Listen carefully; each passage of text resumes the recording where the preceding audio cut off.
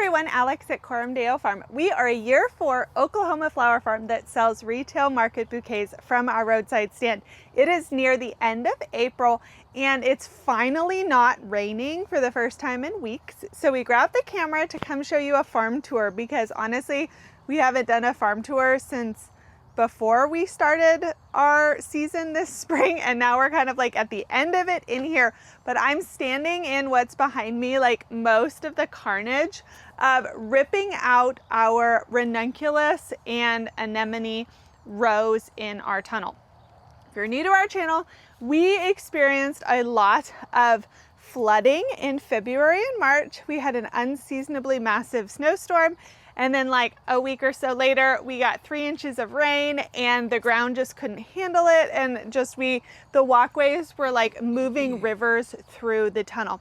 It didn't completely kill everything, but it stunted them and it stressed them so badly that they were unable to grow to their proper size and give us the proper stem length and size bloom and amount of stems as they would otherwise without getting stressed. It's a big lesson for us because our first year with this tunnel was like ranunculus anemone perfection.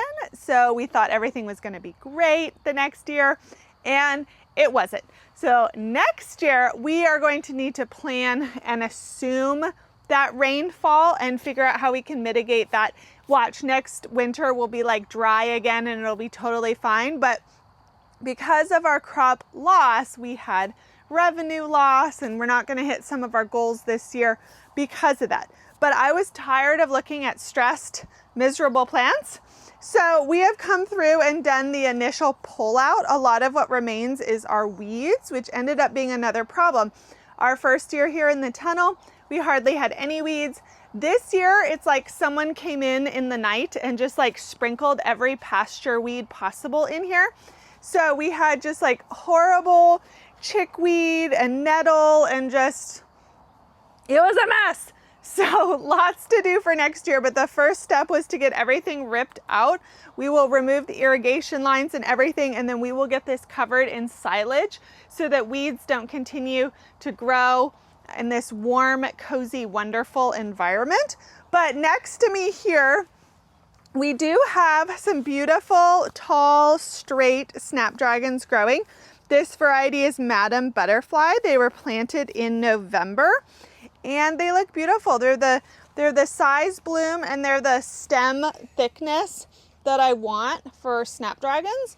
I will say I'm realizing now I just prefer the Costa series snapdragon. This is my second year with Madams and they're fine, but they're just not my favorite. And so next year I think Madam Butterfly is out for me. If you are new to snapdragons or you've struggled with snapdragons or you want more information, we have a really popular Snapdragon 101 video that we did. I will link in the description if you want explained the groups and the planting timing and which, Madam is what group and whatnot.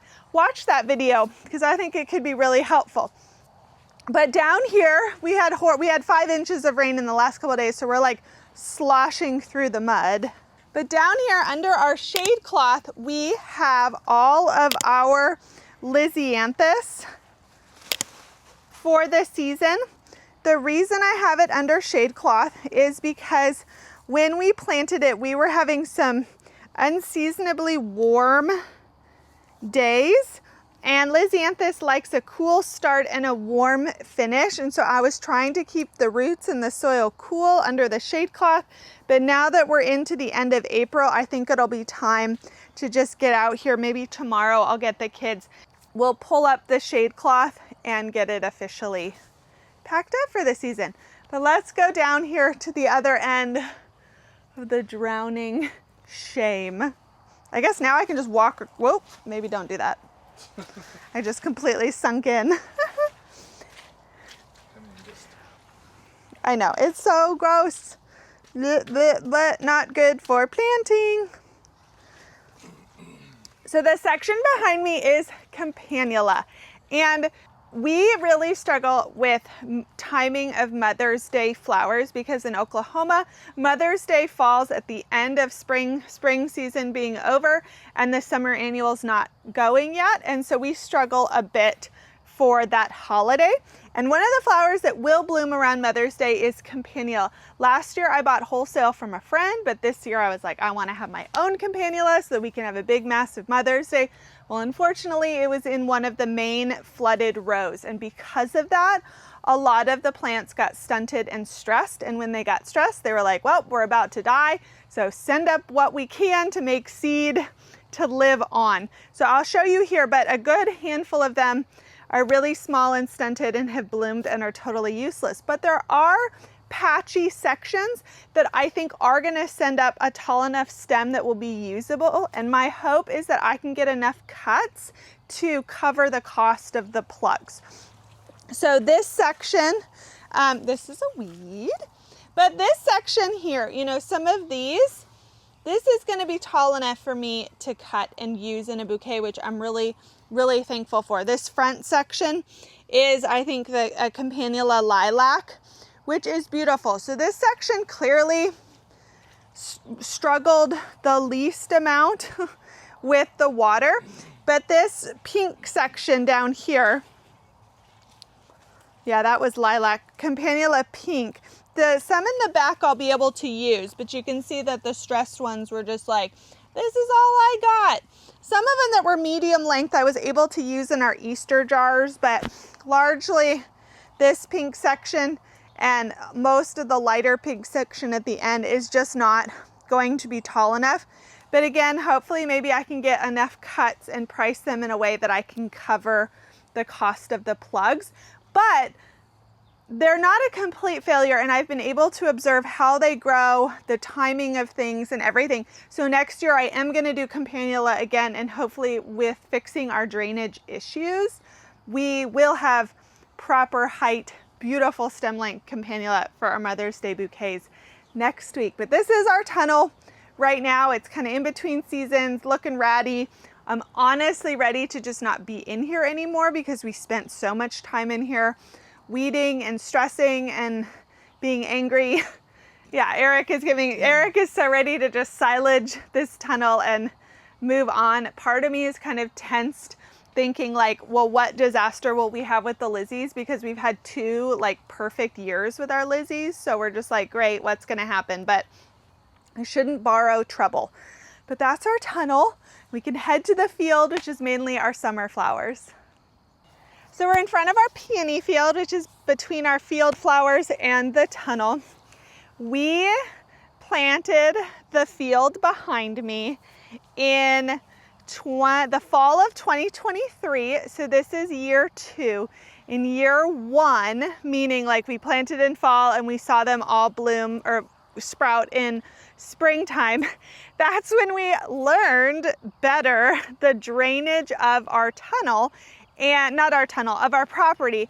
And so when we get these big spring rainfalls, right, yeah, it flows through the peony field and then in and around the tunnel. So obviously, like, the main takeaway is better observe your property for drainage before you do major things. But because of how scary last spring was with all of the like flooding and everything, Eric honestly thought too, like the peony field was just like a loss. Nothing was gonna come back. We were just gonna have to completely scrub it. But that's not true. About more than half have come back. And the ones that have come back are like, you have to show these. I'm so proud of them. They're big, they're massive, they're fluffy. Like this plant alone, like this plant has 1, 2, 3, 4, 5, 6, 7, 8 buds on it in year 2. Now, technically, I know you're not supposed to cut on them until the 3rd year because you're trying to leave as much greenery and foliage on the plants for them to build big, strong roots and all of that. So, like here is our coral charm section that's opened up in our warm sunshine. I'm gonna come through here after the video probably. I'm gonna tilt that forward to it. It's so pretty. So I'm gonna come through with my snips, and I'm probably gonna cut like right here and go put them like in a teacup in the house to enjoy. But by cutting here, I'm leaving all of that foliage on the plant for them to gain all that energy, grow those big roots this summer, so that next year in year 3, the ones that came back that are like really awesome, we will be able to cut on next year. And peonies bloom in time for Mother's Day. It's like the main show for Mother's Day, and for us to hit like the big for us revenue goals, having our own peonies will really increase that profit margin and not have to buy them wholesale from my friends in the area. So I'm really looking forward to next year. I'm thankful at how many came back. I wish we had more and we had the numbers that we originally planted, but the fact that it wasn't a total loss, and we've got over 200 that came back, and I should be able to cut on at least 100 of them next year. So like, even if you were conservative and said like, I can cut on 100 plants next year and I can cut 3-4 stems from each, that's 400 peonies, which is pretty exciting. I mean, obviously you want to get up to like crazy numbers, but that's really exciting. And I want to plant more peonies, but I have to talk to Eric about that and figure out where we would even put them. But we're not going to plant them in the area that it clearly floods. Yeah, you can see it. These look beautiful, high ground. As you go this way, it really starts to fall apart, and then you but then look, so like this is, it clearly floods through here. That's where nothing came back except for some nice trees. And then this section is high ground again. This section here is angel cheeks, but these are beautiful plants. Healthy foliage, buds. I mean, some of them have like 6, 7. I mean, these are beautiful. So next year I will be able to cut on them, and that is just so exciting. But yeah. So now we're up in our annual field. We have here larkspur that we planted in November, along with bupleurum planted in November. We grow larkspur and bupleurum specifically and almost only because it blooms around Mother's Day. Again, that tricky time at the beginning of May through mid-May when we don't really have any other flowers, bupleurum and larkspur will bloom. And so these will go nicely with our peony bouquets for Mother's Day and kind of the week before and sometimes even the week after. But yeah, our rows are 60 feet. I planted a small section here of bupleurum in February just as a trial to see if I could get like a little bit of a succession plant, because the bupleurum all tends to like bloom all at once and it's like this big rush of bupleurum and then that's it. But if I could have a little bit of a succession, that would be great. I don't know if it'll work out because bupleurum is a cool weather crop and it likes that cold period, and so it might not get enough of it and it might stay too short. But I had this section, I had a slot available in our plug order because you have to order like 3 per box, and I had an open spot. So I thought like, why not? Let's just try and experiment. But that's what we have here. And then at the end of our row, we have some snapdragons. Eric and I were observing some of my earlier February planted snapdragons. They're looking a little on the thin side, but we'll see. We've got a lot of warm sunshine coming. They'll probably stretch. As long as they give me a long enough stem, I will use them in our bouquets. But I am trying some different varieties to us. Normally I stick with Potomac, and so there's a couple different here. So we'll see if I also still end up with the same conclusion that Potomac is the best and that's all I want to grow. So we'll see there. If you want to know my whole snapdragon succession planting, every single color and variety we planted and when, I have all of that information on our Patreon. I can put that on the link in the description. But hey, get out. I need these flowers, ma'am. That will tell you everything. But the row next to it, so these are more snapdragon trials with some new varieties. But in these two, I'm gonna go between them here. It'll make more sense. You have to wade through the mud. But in these 2 rows On either side are snapdragons and a little bit of extra status that I had in my box, because when you only buy plugs, the math always doesn't work out perfectly to fit everything into our 60-foot rows.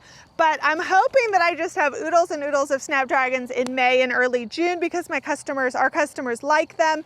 I really love growing snapdragons. I like cutting and harvesting them and all of that. So I hope they grow strong and they survive the like inches and inches and inches of rain we are getting. And we're supposed to get another 6 And we're inches. supposed to get another 6 inches over the course of the next 10 days. We just got 5 inches over the last 3 days. So we would love to have a little bit less rain. But in this row here, our farm help put the T-posts in the wrong row, because you don't need to net status. So we have to move them over to the snapdragon section. But in this row, with 9-inch spacing, we have status. This was planted at the end of February.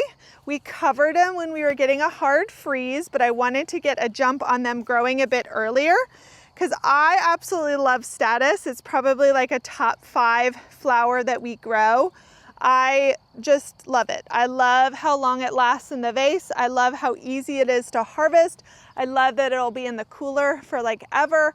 I love the form and texture and shape in the bouquet, because it's not just like a round disc. I love it all. This is the more mature. Yeah, this status was planted earlier. This one's in 6-inch spacing. I prefer to plant them at 9-inch, but again, this is just what we have. This was planted a bit earlier. It's starting to send up stems. Sometimes the initial stems can be like a little small and weeny. I know you have to like help them to get out of the holes. Sometimes the initial stems can be a little weeny, and you can like pinch them off if they're trying to set bud when they're really short. But yeah, typically May, like towards the end of May, is when we get our cuttable status, and it goes with our snapdragons and sunflowers in a bouquet, and I really love them. This year I'm growing a mix, which I usually do. I like growing the mixes because the colors tend to bloom at different times. So by growing a mix, you kind of get like all of the whites, and then the yellows, and then the blues, and then the purples, and it kind of staggers within. But my favorite color status is the blue status, because it just looks so beautiful with a yellow sunflower. That really like sky blue with yellow goes together really well. So I am growing a section of just blue, which I'm extra excited about. And then the remaining rows of our annual... Is the status bush? Oh, we didn't look at it. I mean, it's supposed to. So my friend Allison at Sunshine and Stems, she ordered a box or like a tray of those like crazy expensive tissue culture status plants to put in her tunnel for her florist. And I was needing to deliver her half of our root shield purchase that we did. And I told her that my delivery fee was one of her fancy status plugs, because they're like $5 or $6, you guys, which is crazy, but they're supposed to be beautiful. So I have it in the tunnel. It's not dead. It's just not. Well, we'll go look. I'll get some footage. Okay, it's not like doing a ton yet, but it might once it starts to warm up. But the remaining 4 rows of our annual field are zinnia, half celosia marigold, zinnia is what we have here. We aim to be closed after 4th of July, like mid-July. We try to wrap up our season, mainly because Oklahoma summer is just awful and sales are lower in July and August. And we realized after 3 years, it wasn't making sense to put like the hardest working conditions, the hardest effort to keep the plants alive, fighting the drought and the heat and the grasshoppers to sell effectively the least amount that we sell in a season. We decided that just was not worth it. So we don't need to succession plant our summer annuals, because we're looking for just like one beautiful flush. So I have 3 rows of zinnias of various colors, and I have a section of celosia and a big section of marigolds here. And the tricky part for us is getting the summer annuals to survive the spring rains and onslaught that they have to go to before it starts to dry out and heat up.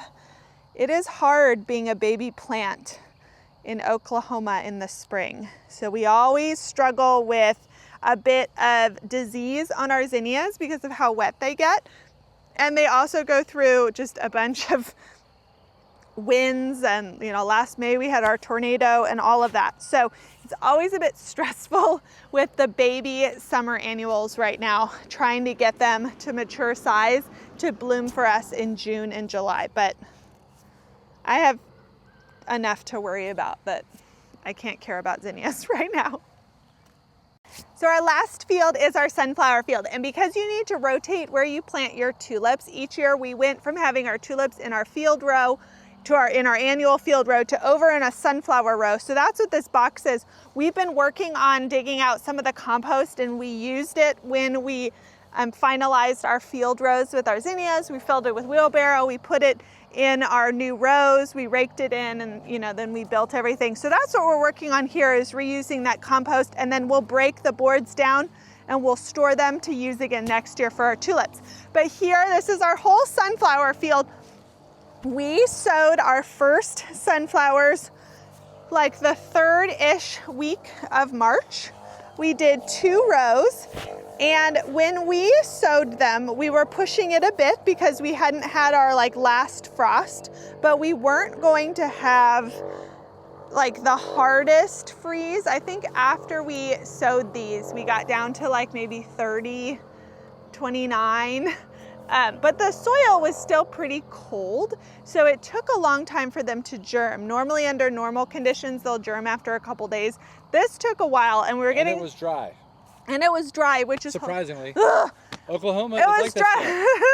The only thing we get, the 2 choices we get is surface of the sun dry or washing away drowning. But anyways, we got nervous, but then we actually ended up getting wonderful germ. So our sunflowers, I think, will be a little later this year because of that than last year. They're going to be closer to the end of May instead of mid-May, but they look beautiful. These 2 rows will probably go off at the same time, which means I'm going to have a ton of sunflowers, but there's worse problems to have.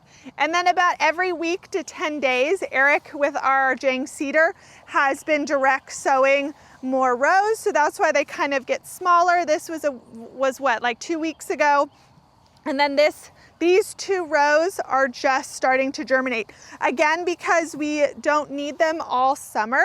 Our final row will be seeded, and that will bloom in that early July, mid-July time when it's the last that we needed.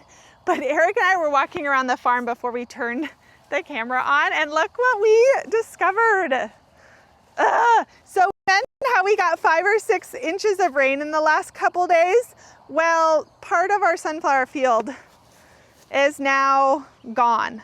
Do you see that? It's it flooded, and there was so much water that it completely eroded. So this has been, you guys, this has been direct sowed. You can see the lines. I did it right before the rain. Right. So that it was dry as a bone. Well, you can see the lines. We didn't have 3 weeks of rain before this weekend. I know. But one of the problems we have in our field is we have a drain pipe they installed that goes over to this drainage ditch over on the other side of the fence, and they did it because they probably were dealing with a wet, boggy area.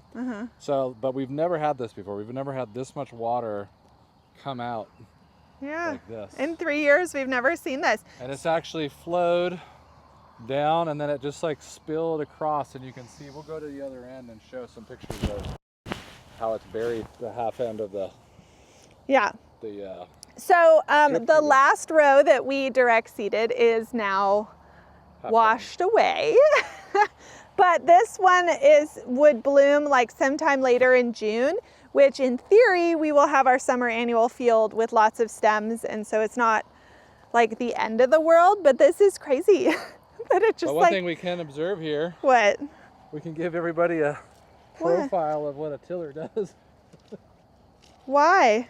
Oh yeah. The soil here. So the soil's really fluffy where the tiller went, and then it hits the hard clay underneath. So part of this row will germinate. We just are now missing 3 of the direct seeded rows.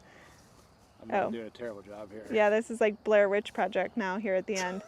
But Yes. So, like Eric said to me after we, in between. I wanted to do this weekend.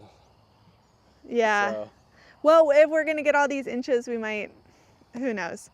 But as Eric said to me in between turning the camera on and off, he was like, well, this is farming. So part of the complaints are like, yeah, this is just what happens. It's just on everyone's property, you're going to have various issues. Things are going to be different each year. I think that's been one of the biggest things we've learned is like, this is year 4, and each year has been very different in our conditions and how crops have performed.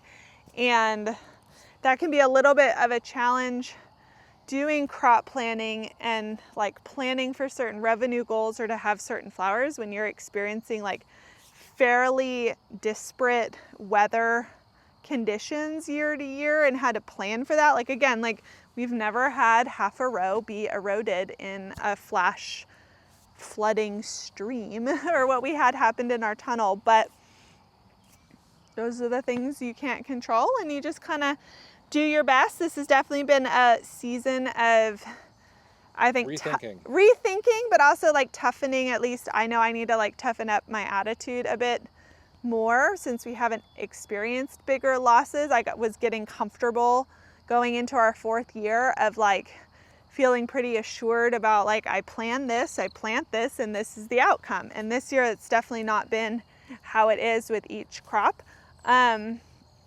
But the nice thing is everything for our year is planted. So it's nice that I have no more plug shipments. We have no more planting to do. It's largely keeping things weeded. We don't need to keep things hydrated and irrigated for a while. But we're coming off of a huge Easter weekend, which is wonderful. We're going to take next Saturday off because, as you saw, we don't have anything actively blooming. People just bought a ton of flowers for us with really good vase life. So I think this weekend would have been lower in the purchasing numbers anyways. And then we'll be back in early May and then getting ready for Mother's Day. And I hope, you know, thereafter towards the end of May, a lot of this has put on some great growth and we have snapdragons and status and all of that. But that's still part of the challenge of crop planning and like always having flowers, I guess, is what I'm learning. It can be quite the challenge with timing and not growing too many varieties, but also getting to the point where like you don't have to close because you don't have flowers. Getting that correct is a bit of a tap dance that we haven't nailed yet. But do you have any concluding thoughts? I don't have a mic. Okay, here, you want to have my mic? Here, you hold it. Ooh. Like the fancy YouTubers do, yeah. Yeah, we're using a new camera setup. Yeah. Something a little more robust. But yeah, I think that, like you said, we were feeling pretty. We will. Well, we can selfie here. Okay. The camera. Oh, here we do the tall thing again. Okay. Hold on 1 second. Let me hold it. Yeah. Okay, I'm holding it so I don't look like the shortest person in the world next to you. I still look really short. Yeah. We need to switch. You're on the uphill, so you're cheating with a couple. There we go. There we go. Now we seem more normal, kind of. Yeah, so what are your thoughts? Well, I mean, I think you nailed it, that I wouldn't say we were arrogant, but there's the reality of, you're not even pointing it at me. Sorry, you guys, I'm failing. I said there's the reality of like a super precise crop plan that probably disappears against the reality of nature. I'm ex-military, so, you know, it's the old adage of the best plan is the one you have until it survives contact with the enemy. What's the enemy? The enemy here the weather? is nature? God's providence and rains and falls and humbling you. So we're a bit humbled this year with just things that we saw last year kind of blooming with the way the water was flowing on the property and the way things happen in the tunnel, and just like the fact that Oklahoma in general is very extreme up and down. It's not a consistent regular rainfall. It comes in big deluges and then it'll stop. So last year when we planted sunflowers, we planted them so early and they were fine. We had to do a lot of irrigation last year in February because we had nothing. There's a reason why we're like the only flower farm in like a 30-minute radius. Like you guys, I have to drive like 45-50 minutes to get to our friend Allison. You should show a picture of Allison's property with these rains. Oh yeah, we'll put that up on the screen. Yeah, I'll put it on the screen. Allison's property is so we don't have to deal with that much flooding because it flows pretty well. It's just the location and the exact precise place that she's getting. I'm tired and you forearm. talk long, so it's a bad combo. You just talked for 21 minutes. I've been talking for 1 minute. Okay, this is your moment. I will not ruin it. I'm just saying that I agree that the hyper precise crop plan and year to year, it's just we're learning a lot this year, and also just you keep adjusting. Every year will be something. Next year will be like, that didn't happen last year. Right. So love that. most people will say this about farming, ranching, whatever. It's that it keeps you busy year to year. You cannot simply say like whatever worked last year works this year. Yeah, you can't just like phone it in.